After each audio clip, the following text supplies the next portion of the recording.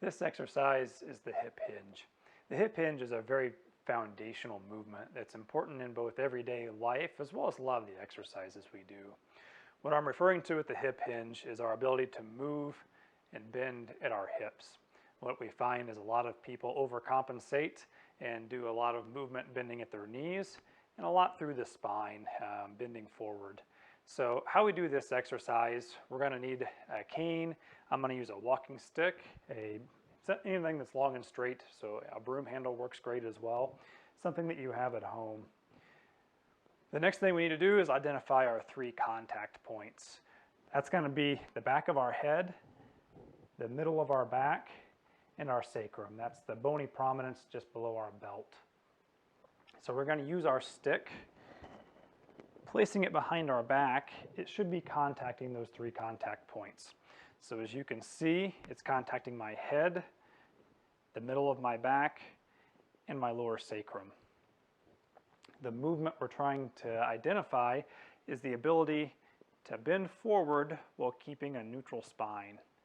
I think it's easiest to start in a sitting position and progress our way up into standing to isolate those movements.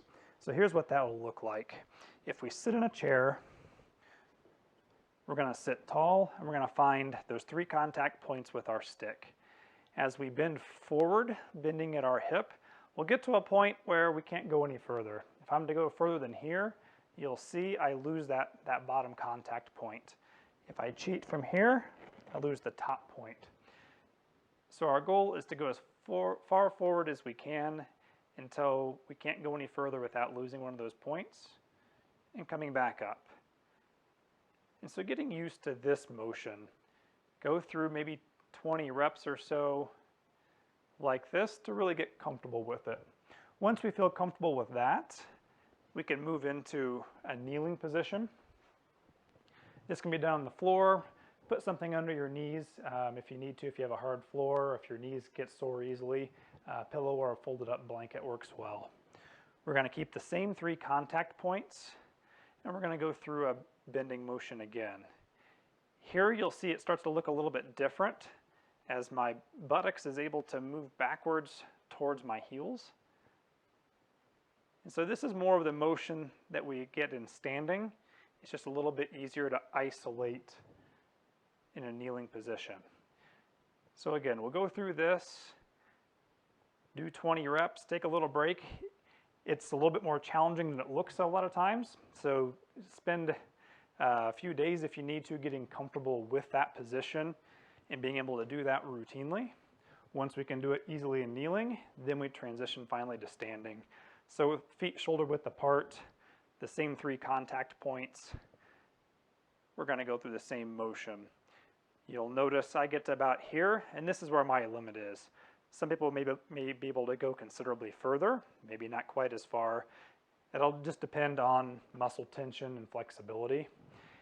As I get to here, this is where I run out of room to go any further. Again, I'm going to break those contact points. So I'm only going as far as my body allows.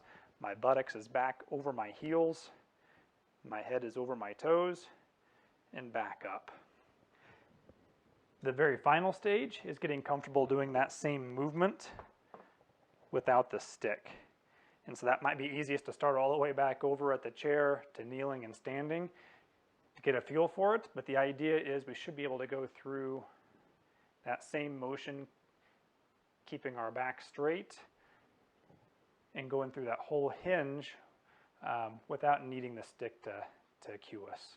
If you have any questions or troubles with this one, please contact me. I know it is a bit more challenging, but I think it's a really important one, and I hope you're able to manage. Thank you.